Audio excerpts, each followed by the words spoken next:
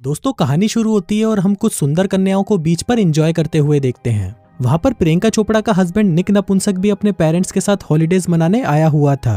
कुछ देर बाद वो ठरकी नंगी लड़कियों को नहाता हुआ देखने के लिए अपनी कार से बाहर की तरफ झांकने लगता है। इसके कुछ देर बाद वो सभी अपने लेक हाउस में पहुंच जाते हैं और अपना सामान नीचे उतारते हैं। हम देखते हैं कि लेक के किनारे बहुत सारी नाव खड़ी होती हैं। निक वहां पर जाता है और अपने एक दोस्त से मिलता है जो उसे बताता है कि इस बार यहाँ पर बहुत सारी लड़कियां आई हुई हैं और वो लोग यहाँ उनके साथ दिन रात मजदूरी कर सकते हैं। इसके बाद वो दोनों एक बार में जाते हैं जहाँ पर एक आदमी आता है और इंस्ट्रूमेंट्स के तार निकाल देता है, जिससे म्यूजिक बजाने वाले रुक जाते हैं और लोग उसे गालियां देने लगते हैं। लेकिन जल्द ही वो आदमी म्यूजिक बैंड के साथ गिटार बजाने लगता है और वो लोगों को भी काफी पसंद आता है। इसके बाद निक अपने घर आता है, लेकिन वो देखता है कि वहाँ पर कोई भी नहीं होता। वो अपने कमरे में जाता है और कुछ तस्वीरें देखने लगता है। फिर जब वो खिड़की से बाहर देखता है तो उसे एक कपल दिखाई देता है जो कि वहाँ पर आए हुए थे। आदमी का नाम पप्पू पासपोर्ट और औरत का नाम चुस्की होता है। निक नपुंसक चुस्की को देख रहा होता है जो कि बहुत खूबसूरत होती है। वो उसे घूरे जा रहा था, लेकिन तभी वो लोग घर के अंदर चले जाते हैं। लेकिन निक अभी भी चुस्की को देखने की कोशिश करता है, पर जब चुस्की उसको देख लेती है तो उसकी फट जाती है। वो खिड़की से हट जाता है ताकि चुस्की उसे देख ना पाए। अब इसके बाद निक उसे फिर से देखने के लिए अपनी साइकिल लेता है और जानबूझकर उसे रिपेयर करने लगता है ताकि वो उसकी टांगे देख सके। देख रहे हो ना स्ट्रेटेजी देख रहे हो। इसके बाद निक अपने दोस्त के पास जाता है और वो लोग फिर से लड़कियों के बारे में बात करने लगते हैं। इसके बाद वो लोग एक मैट्रेस लेकर पुरानी नाव के अंदर जाते हैं, जिसकी दूसरी तरफ से उन्हें किसी के हंसने की आवाज आती है। इसके बाद निक घर वापस आता है और देखता है कि वहाँ पर उसके नए पड़ोसी आए हुए हैं। निक का बाप उसे नए पड़ोसियों से मिलने जुलने के लिए कहता है, जो कि चुस्की और पप्पू पासपोर्ट थे। निक उनसे मिलने जाता है, जहाँ पर पप्पू पासपोर्ट उससे बात करता है। वो उसे कहता है कि तुम्हारे बाप ने मुझे बताया है कि तुम नाव के बारे में बहुत कुछ जानते हो। वो निक को उसकी नाव में काम करने के लिए कहता है और कहता है कि तुम्हें इस काम के काफी अच्छे पैसे मिल सकते हैं। फिर अगले दिन निक पप्पू पासपोर्ट की नाव में जाता है और वहाँ पर वो चुस्की को स्विमिंग करके बाहर आते हुए देखता है। इसके बाद चुस्की नहाने के लिए जाती है और निक नपुंसक उसे ही देख रहा होता है। तभी चुस्की अपने कपड़े उतारती है, जिसे देखते ही निक का पप्पू खड़ा हो जाता है। लेकिन तभी वहाँ पर पप्पू पासपोर्ट आता है और उससे पूछता है कि कैसी है। निक कहता है कि शानदार तो है, बस चूचियां थोड़ी सी छोटी हैं। पप्पू कहता है कि भूत के मैं नाव की पूछ रहा हूँ। निक कहता है अच्छा ये नाव, इसमें थोड़ा डैमेज है पर मैं इसे ठीक कर दूंगा। फिर पप्पू पासपोर्ट उसे बताता है कि वो कुछ दिनों के लिए शहर से बाहर जा रहा है और इसके बाद ही वो निक की पेमेंट की बात करेंगे। अभी सुनकर निक खुश हो जाता है और सोचता है कि अभी मजा आएगा ना भिड़ो। इसके बाद रात को निक फिर से अपने पड़ोसियों के घर में झांकता है, जहाँ पर चुस्की कपड़े बदल रही होती है। अब निक अपना मूड बना ही रहा था कि तभी वहाँ पर पप्पू पासपोर्ट आ जाता है और चुस्की के साथ जबरदस्ती करने लगता है। अभी देखकर निक का सारा मूड खराब हो जाता है और वो सोचने लगता है तौबा तौबा तौबा, सारा मूड खराब कर दिया। अगले दिन पप्पू पासपोर्ट अपनी कार से लेक के सामने से गुजर रहा होता है, लेकिन तभी वहाँ पर एक गार्ड आ जाता है और उसे कहता है कि मुझे तेरा आईडी कार्ड देखना है। पप्पू पासपोर्ट उसे अपनी आईडी दिखाता है, लेकिन तभी वहाँ पर निक आ जाता है और उसे कहता है कि ये बूढ़ी का गार्ड बहुत बड़ा मादरचोद है, जिस पर पप्पू पासपोर्ट कहता है कि ये उसे पसंद है। इसके बाद निक और पप्पू पासपोर्ट नाव पर होते हैं, जहाँ निक पप्पू पासपोर्ट से पूछता है कि तुम्हारे पास इतना पैसा आया कहाँ से। इस पर पप्पू पासपोर्ट उसे कहता है कि पैसा कमाने के लिए पिछवाड़े में दम होना चाहिए जो तेरे पास नहीं है। इसके बाद सीन शिफ्ट होता है और निक अपने कमरे की खिड़की से चुस्की को कहीं बाहर जाते हुए देखता है। थोड़ी देर बाद उसे चुस्की के चिल्लाने की आवाज आती है और वो भागते हुए उसके पास आता है। वो देखता है कि चुस्की डरी हुई कार के बाहर खड़ी है, क्योंकि वो कार में एक मकड़ी को देखकर डर गई थी। निक कार में से उस मकड़ी को बाहर निकालता है और उसे कुचलकर मार देता है। इसके बाद वो कार को ठीक करने लगता है, लेकिन इसी दौरान चुस्की उसके काफी करीब आ जाती है, जिससे उसका फिर से खड़ा हो जाता है। फिर निक जाकर इस बारे में अपने दोस्त को बताता है, लेकिन उसका दोस्त उसे पप्पू पासपोर्ट से बचकर रहने को कहता है, क्योंकि वो उसे खतरनाक लगता है। फिर जब निक अपने काम से घर वापस आता है तो उसे चुस्की घर के बाहर बैठी दिखाई देती है। वो चुस्की के पास जाता है और चुस्की उसे बताती है कि उसके घर की चाबी खो गई है, इसलिए वो घर पर नहीं जा पा रही। वो निक से कहती है कि वो इस बारे में किसी को ना बताए, क्योंकि अगर उसके पति को पता चला तो वो उसकी गांड मार लेगा। लेकिन तभी अचानक बारिश शुरू हो जाती है। वो चुस्की निक को पत्थर से खिड़की तोड़कर अंदर जाने को कहती है ताकि वो अंदर जाकर दरवाजा खोल सके। तभी निक उसकी बात मानकर अंदर जाता है और किसी तरह से दरवाजा खोल देता है। इसके बाद चुस्की उसे वहीं रुकने को कहती है और उसके साथ दारू पीने को कहती है। वो लोग बातें करने लगते हैं, लेकिन तभी चुस्की उसे कहती है कि तुम्हें चोट लग गई है। फिर वो उसकी पैंट खोलकर उसकी चोट साफ करने लगती है और कहती है कि वो जल्दी ही ठीक हो जाएगा। अब क्योंकि निक का पूरी तरह से तन चुका था तो वो चुस्की को किस कर लेता है, लेकिन फिर अगले ही पल वो उससे माफी मांगने लगता है। लेकिन तभी हम देखते हैं कि चुस्की को इससे कोई प्रॉब्लम नहीं होती और वो निक को उसे फिर से किस करने के लिए कहती है। अब वो दोनों एक दूसरे को दबाकर चूसते हैं, जिसके बाद चुस्की अपने कपड़े उतारने लगती है और फिर वो दोनों पलंग तोड़ मजदूरी करते हैं। फिर अगली सुबह जब उनकी आंख खुलती है तो चुस्की निक से कहती है कि तुम्हारे अंदर तो घोड़े की पावर है, क्या तुम बाबा बंगाली का चूर्ण लेते हो? इस पर निक उसे कहता है कि मैं तुम्हारी जैसी हजारों को बचा चुका हूँ। फिर कुछ टाइम बाद निक अपने घर जाता है और चुस्की की मजदूरी वाली बात को याद करके मुस्कुराने लगता है। इसके बाद वो अपने दोस्त के पास जाता है, जहाँ उसका दोस्त उसे बताता है कि मैंने कल रात तुझे गलती से कॉल कर दिया था। जिसके बाद वो उसे उसकी आवाज सुनाता है जब वो चुस्की के साथ मजदूरी कर रहा था। आपकी बूंद बहुत खूबसूरत लगी है मुझे, मेरा तकरीबन 9 इंच का है, ये तो वेरी नाइस बूंद है, ये तो मेरी पसंद की बूंद है, मैं तो इसको इतना प्यार करूं मजा आ जाए खेलने में।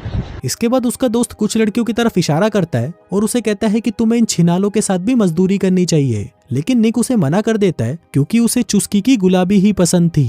अब ऐसे ही कुछ दिन बीत जाते हैं और निक लगातार चुस्की पर नजर डाले हुए था और उसके लिए बॉडी बनाना भी शुरू कर देता है। फिर एक दिन जब वो नाव पर काम कर रहा था तभी चुस्की वहाँ पर आती है और उसे कहती है कि पप्पू पासपोर्ट ने मुझे तुम्हारे काम को देखने के लिए भेजा है। फिर वो लोग नाव के अंदर जाते हैं और चुस्की उसे पर्दे गिराने के लिए कहती है। निक पर्दा लगा देता है और चुस्की उसके साथ फ्लर्ट करने लगती है, जिसके बाद वो दोनों अपने अपने कपड़े उतारते हैं और फिर से पलंग तोड़ मजदूरी करते हैं। फिर उसी रात जब निक बार में काम कर रहा था तभी वहाँ पर चुस्की अपने पति के साथ आती है। निक उसे देखने लगता है, लेकिन तभी वहाँ पर उसका दोस्त आ जाता है और उसे कुछ लड़कियां दिखाने लगता है। अगली सुबह निक अपनी साइकिल से कहीं जा रहा होता है, तभी वो देखता है कि पप्पू पासपोर्ट एक दुकान पर रुका था। अब निक के पिछवाड़े में चुलसी मची थी तो वो भी उस दुकान के अंदर चला जाता है। कुछ देर बाद वो चुस्की के साथ दुकान के बैक डोर से बाहर आता है और फिर वो दोनों वहीं पर मजदूरी करना शुरू कर देते हैं। लेकिन इसी बीच पप्पू पासपोर्ट उन्हें ढूंढता हुआ वहां पर आ जाता है। अब उसे देखते ही वो दोनों रुक जाते हैं, जिसके बाद चुस्की उसे चुम्मी देकर वहां से चली जाती है। फिर कुछ देर बाद पप्पू पासपोर्ट उस नाव को देखने आता है जिस पर निक काम कर रहा था। वो उसे कहता है कि वो ठीक से काम नहीं कर रहा। इसके बाद वो निक को भाषण देते हुए कहता है कि तुम्हें देखकर मुझे मेरी जवानी का टाइम याद आ गया, लेकिन मैं तुमसे ज्यादा मेहनती था। फिर वो उसे बताता है कि वो वापस कुछ दिनों के लिए शहर से बाहर जा रहा है। अब ये सुनते ही निक फिर से चुस्की के पास पहुंच जाता है, जहां वो दोनों फिर से पलंग तोड़ मजदूरी करते हैं। फिर मजदूरी करने के बाद चुस्की उसे एक फोन देती है और कहती है कि पप्पू पासपोर्ट बहुत गुस्से वाला है और बहुत ही खतरनाक है, इसलिए ये फोन बात करने में हमारी मदद करेगा। अब इसके बाद निक भागते हुए किचन में जाता है, जहाँ चुस्की भी उसके पीछे आ जाती है, लेकिन तभी खिड़की से उसका माली उन्हें देख लेता है। कुछ देर बाद निक नाव की तरफ जाता है और देखता है कि पप्पू पासपोर्ट वहीं खड़ा है। वो डरते डरते नाव की तरफ जाने लगता है और चुस्की को भी पप्पू के साथ देखता है। पप्पू पासपोर्ट उसे नाव को खोलकर पानी में उतारने के लिए कहता है ताकि ये पता चल सके कि नाव समुद्र में चलने लायक है या नहीं। फिर नाव की सवारी करते समय पप्पू पासपोर्ट एक बीम से टकराने ही वाला था, लेकिन वो किसी तरह से झुककर अपने आप को बचा लेता है। फिर पप्पू पासपोर्ट निक से पूछता है कि क्या उसकी कोई गर्लफ्रेंड है, जिस पर निक उसे कहता है कि हाँ, उसकी एक गर्लफ्रेंड है। तभी अचानक नाव का इंजन बंद हो जाता है और पप्पू पासपोर्ट उसे चेक करने जाता है। तभी वहाँ पर चुस्की आती है जो निक से कहती है कि वो पप्पू पासपोर्ट से डिवोर्स लेने वाली है। लेकिन तभी पप्पू पासपोर्ट वहाँ पर आता है और निक को नाव ठीक करने के लिए कहता है। उस रात चुस्की निक को फोन करती है और रो रही होती है। तभी निक वहाँ पर आता है और चुस्की उसे बताती है कि पप्पू पासपोर्ट ने उसे बहुत मारा और अब वो बिजनेस के सिलसिले से बाहर गया है। निक नपुंसक उसे कहता है कि उसे पुलिस को सब कुछ बता देना चाहिए, लेकिन चुस्की उसे रोक देती है और फिर वो लोग घर चले जाते हैं। इसके बाद अगले दिन जब निक काम कर रहा होता है तभी उसे चुस्की का कॉल आता है, जो कि लेक के किनारे नंगी बैठी धूप सेक रही थी। वो निक को अपने पास बुलाती है, जिसके बाद वो दोनों एक पुरानी नाव में मजदूरी करते हैं। फिर मजदूरी के बाद चुस्की उसे कहती है कि वो उसके साथ आजाद महसूस करती है। वो उसे पप्पू पासपोर्ट और उसकी पहली वाइफ के बारे में भी बताती है और कहती है कि वो लोग अभी भी कोर्ट के मामले में फंसे हुए हैं। इसके बाद निक का दोस्त निक की हरकतों के बारे में पता लगाने की कोशिश करता है और कहता है कि उसने उसके लिए एक लड़की देखी है जिसकी चूचियां बहुत ही बड़ी बड़ी हैं, लेकिन निक उसकी बातों पर ध्यान नहीं देता। इसके बाद वो घर वापस आ जाता है और देखता है कि पप्पू पासपोर्ट वापस आ गया है। तभी अचानक उसे चुस्की का कॉल आता है और वो तुरंत अपने कमरे में आ जाता है। वो चुस्की से बात करता है जो उसके पीछे ही खड़ी थी। वो उसे तुरंत अपने साथ चलने को कहती है क्योंकि उसे निक की जरूरत थी। इसके बाद निक तुरंत उसके घर जाता है, जहाँ उसे पता चलता है कि चुस्की और पप्पू पासपोर्ट के बीच में लड़ाई हो गई थी और चुस्की ने अपने आप को बचाने के लिए पप्पू पासपोर्ट के सर पर वार किया, जिससे पप्पू पासपोर्ट की मौत हो गई। इसके बाद वो निक को उसकी मदद करने को कहती है। वो उससे पूछती है कि तुम इसमें क्या कर सकते हो। निक उसे कहता है कि वो कोई ना कोई रास्ता निकाल लेगा और उसे बताता है कि तुम्हें पहले जैसा ही आम बिहेव करना होगा। इसके बाद वो बार में काम करने जाता है और जब वापस आता है तो देखता है कि चुस्की उसके मॉम डैड के साथ बैठी हुई है। वो सभी कुछ देर बातें करते हैं और निक अपने कमरे में चला जाता है। उस रात निक चुस्की से बात करने उसके घर जाता है और चुस्की उससे माफी मांगती है। वो उसे कहती है कि वो घर पर अकेली नहीं रह पा रही थी, इसलिए वो उसके मॉम डैड से मिलने आ गई। फिर निक उसे कहता है कि हम लोग इस वारदात को एक्सीडेंट बता सकते हैं, लेकिन चुस्की कहती है कि ये बहाना काम नहीं करेगा।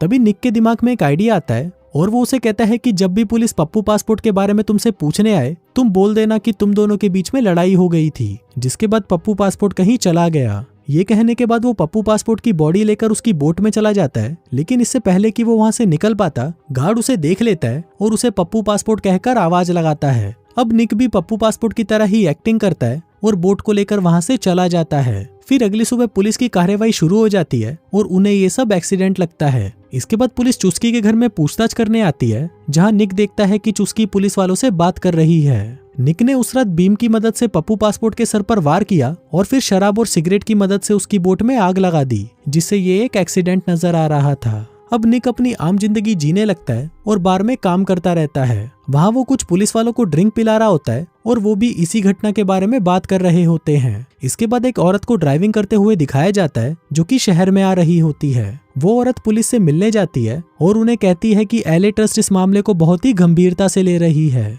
क्योंकि पप्पू पासपोर्ट के पास लाइफ इंश्योरेंस था जिसकी कीमत बहुत बड़ी थी, और क्योंकि ये पैसा चुस्की को मिलना था, तो इस पहलू से जुड़े हर मामले की गंभीरता से जांच की जा रही थी। इसके बाद चुस्की को पूछताछ के लिए बुलाया जाता है, जहां उससे पूछा जाता है कि क्या उसका किसी के साथ अफेयर चल रहा है। चुस्की कहती है नहीं, उसका किसी के साथ अफेयर नहीं चल रहा। अब चुस्की उस औरत के सवालों से परेशान हो चुकी थी, इसलिए वो उठकर वहां से चली जाती है। लेकिन पुलिस अभी भी अपनी जांच पड़ताल जारी रखती है और उस गार्ड से बात करती है जिसने निक को उस रात देखा था। इसके बाद पुलिस निक के बाप से बात करती है। तभी निक गार्ड से पूछता है कि उसे किसके ऊपर शक है, जिस पर गार्ड उसे बताता है कि रात को उसने जिसे देखा था वो पप्पू पासपोर्ट की जगह कोई और था। इसके बाद वो इंश्योरेंस एजेंट चुस्की के घर जाती है और वारदात की जगह को चेक करती है ताकि उसे कुछ सबूत मिल सके। उसे वो टूटी हुई खिड़की मिलती है जिसे निक ने चुस्की की मदद से तोड़ा था। इसके बाद वो एजेंट निक के माँ बाप के पास जाती है और उनसे उस रात के बारे में पूछती है जब चुस्की उनसे मिलने आई थी। तभी निक के माँ बाप उसे बताते हैं कि चुस्की तो निक से मिलने आई थी। अब ये बातें निक भी छुपकर सुन रहा होता है और उसकी फटकर 64 हो जाती है। वो चुस्की को फोन करने लगता है, लेकिन अपने माँ बाप को कार में आता देख कॉल काट देता है। इसके बाद वो लोग पुलिस स्टेशन जाते हैं, जहाँ पर एजेंट उससे कुछ सवाल पूछती है। वो उसके मुंह से सच उगलवाने की कोशिश करती है, लेकिन तभी निक की मॉम उसे कहती है कि मेरे बेटे से दूर रहे। इसके बाद निक को चुस्की का मैसेज आता है और वो उसे कहती है कि वो उससे पुरानी नाव में मिलना चाहती है। वो उससे मिलने जाता है, जहाँ चुस्की उसे कहती है कि उन्हें कुछ दिनों के लिए एक दूसरे से दूर रहना होगा, और ये कहकर वो चली जाती है। फिर निक अपने घर वापस आ जाता है और देखता है कि एजेंट की टीम वहाँ पर आई हुई है। एजेंट उसे कहती है कि उसे उसकी उंगलियों के निशान और मुंह की लार चाहिए। फिर वो निक को पुलिस की कार में बिठाते हैं और एजेंट उससे फिर से पूछताछ करती है, लेकिन निक उसे कुछ नहीं बताता। जिसके बाद वो इस पूरे मामले के बारे में अपने दोस्त और मॉम डैड को बता देता है। इसी बीच पुलिस को ब्लड सैंपल का मैच मिल जाता है जो कि उसे एजेंट ने दिया था। निक अपनी बेगुनाही साबित करने की पूरी कोशिश करता है, लेकिन हर बार उसकी कोशिश नाकाम हो जाती है, जो कि चुस्की ही कर रही थी। वहीं जिस माली ने चुस्की और निक को साथ में देखा था, उस माली को भी मार दिया जाता है। निक किसी तरह से अपनी साइकिल लेकर वहां से भाग जाता है। फिर वो चुस्की से मिलता है, जहां वो उसे किस करती है और खुद ही अपने कपड़े फाड़कर मदद के लिए चिल्लाने लगती है और ऐसा दिखाने की कोशिश करती है कि निक उसके साथ जबरदस्ती करने की कोशिश कर रहा है। तभी पुलिस वहां आ जाती है और निक को पकड़ लेती है। निक पुलिस को कहता है कि ये सब मैंने नहीं किया और मुझे ये साबित करने का एक मौका चाहिए, जिसके बाद एक ऑफिसर उसे वहां से जाने देता है। निक भागकर चुस्की के मोटल में उसका सेलफोन लेने जाता है, लेकिन जैसे ही उसे वो फोन मिलता है तभी चुस्की वहां पर आ जाती है, जिसके साथ वो एजेंट भी थी। फिर निक उस एजेंट से कहता है कि इस फोन में उसकी बेगुनाही का सबूत है। इसके बाद जब वो दोनों औरत वहां से बाहर जा रही होती हैं, तभी निक की नजर उस एजेंट के पैरों पर जाती है, जहां पर वैसा ही टैटू था जैसा चुस्की के पैरों पर था। इससे निक को पता चलता है कि ये एजेंट चुस्की की गर्लफ्रेंड है और वो शुरुआत से ही चुस्की का साथ दे रही थी। उसे सारी बातें याद आने लगती हैं और वो समझ जाता है कि अब वो इस खेल में फंस चुका है। लेकिन तभी जाने से पहले चुस्की वो फोन वहीं छोड़ जाती है जिसमें निक के बेगुनाही के सबूत थे। जिसके बाद वो दोनों पप्पू पासपोर्ट के इंश्योरेंस का पैसा लेकर फ्लाइट में बैठकर वहां से कहीं दूर चली जाती हैं और इसी के साथ ही ये कहानी यहीं खत्म हो जाती है।